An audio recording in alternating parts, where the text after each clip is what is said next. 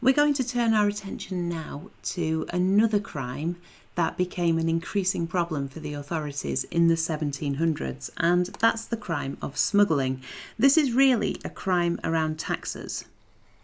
So a tax is money that's paid by the people of a country to the government so that the government can afford whatever it needs to pay for. And in the 1700s, England was involved in a lot of wars, so the government needed money to pay the soldiers. And they get this money by raising the taxes. Nowadays, the government tends to rely on something called income tax for most of its money, and this is where you tax every individual according to what they earn. But the government in the 1700s didn't do that. Instead, they relied on something called custom duties. And I'm going to put this in capital letters because it's important. This is basically a tax on trade. So if you had traders who sailed to foreign countries and brought goods that British people wanted, there they are, when they brought them into the country, the government would make them pay a tax to actually bring them into Britain. And what that meant was that by the time they sold them, they would have to charge more money for those goods, because they don't just have to make back the price on them, they've also got to make back the money that they've paid on taxes as well. And this means that goods are much more expensive. And generally speaking, people don't like paying more money than they have to for things that they want. And nobody particularly likes paying taxes. So there's a lot of people in Britain who are quite irritated and annoyed by this, and a lot of people who are prepared to break the law if it means they can get the same goods for a much cheaper price. And this is where smuggling comes in. Smuggling is basically sneaking goods. It's the crime of sneaking goods into the country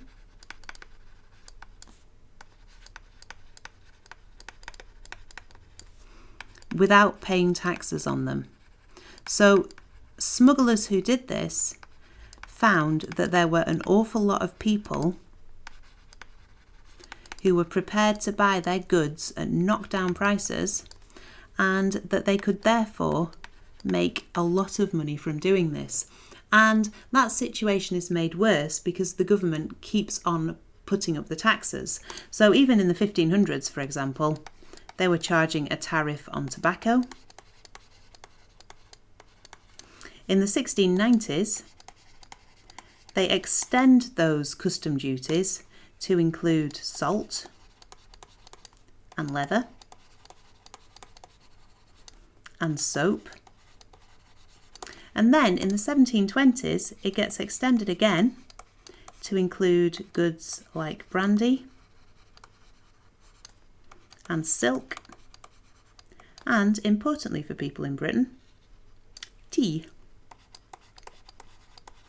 So these all become goods that smugglers, if they can get them into the country without getting caught and without having to pay a tax on them, they can make a lot of money by selling to people. And the government makes this worse by continually putting up the taxes as well. So in the 1720s, for example, the custom duty on tea is 30% of its value. By the 1750s, it's gone up to 70%, and by 1784, the government is charging custom duties of 119% on tea, which meant that people had to pay more than twice as much for a cup of tea as they would do without these taxes. And they'd rather buy them from smugglers.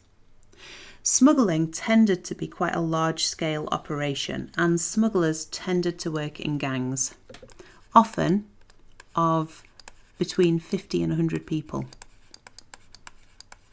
So this was quite a large-scale crime, and there were lots of different roles that people might play within those smuggling gangs. So, for example, there would be a venturer. This was a wealthy individual or a group who gave money to hire a ship and a ship's crew. I draw ships very badly, but I'll have a go. Here we are. And that ship would sail to a foreign country, and it would buy lots of goods that people in Britain wanted. When it returned to Britain, it would be guided to the shore by somebody called a spotsman. Here he is. This would be someone who knew the local coastline really well and knew how to guide the ships in to a safe place where they could unload their goods. And he would sometimes use something called a spout lantern for this. This was a specially designed lamp that was made so that people at sea could see the light, but not people on the shore. So he would guide the ships in.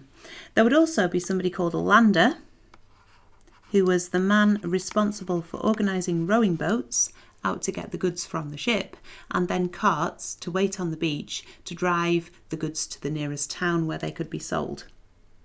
As well as this, there was quite a lot of fetching and carrying to be done, so they would employ people called tubmen. And they were men who carried the goods from the rowing boat to the carts. They were protected by people called batsmen. And batsmen were really hired thugs. The smuggling gangs paid them money to protect the tubmen. They would be armed with maybe guns or sticks, and if anybody came along to stop or interrupt the operation, they were fully prepared to beat them up. So there were quite a lot of different roles that people could play in smuggling gangs, and quite a lot of different ways that people could make money. The venturer would make a lot of money from the profits selling these goods, and then the other people would be very well paid for their role. So smuggling gangs were large. They were also really difficult for the government to stop, and there's a number of reasons for this. One is just the practicalities. So Britain has a very long coastline, which is quite twisty and twiny. So there's a lot of hidden coves and beaches and secret places where the goods could be unloaded, and caves where they could be hidden as well. So it was very difficult for the government to police the whole coastline and to see where the smuggling ships were coming in. Then as well, the smugglers tended to work at night. So they would be working under the cover of darkness, and they would be even more difficult to spot and to catch. So some of the reason that this is difficult for the government to stop people doing is just because it's hard. There's too much coastline, and the smugglers are able to sneak around it without being caught quite a lot. Another reason that it's difficult for the government to stop is because it's very lucrative. We've already seen that there's a lot of people who were prepared to pay money for cheaper goods, and so smugglers could make an awful lot of money. It means that rich people who wanted cheaper goods were prepared to protect the smugglers.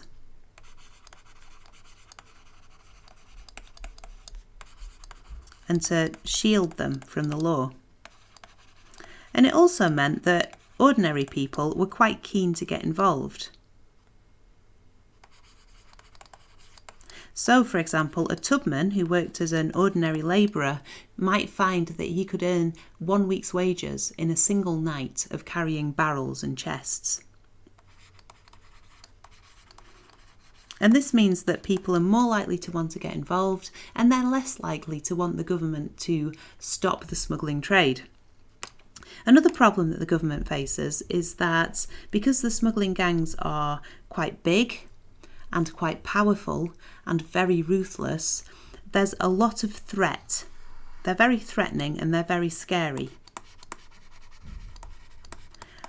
So, for example, magistrates were very reluctant to convict smugglers when they came to court because they didn't want the rest of the smuggling gang to come after them, basically.